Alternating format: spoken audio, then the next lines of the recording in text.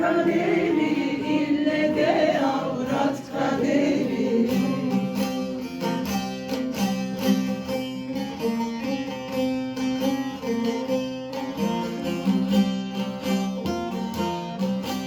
Sarıca kız dedi yaram derinden, gör ki her şey kadın alın terinden.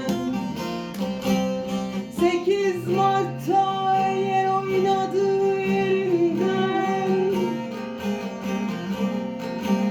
sular çaylar gibi çağlamadık mı?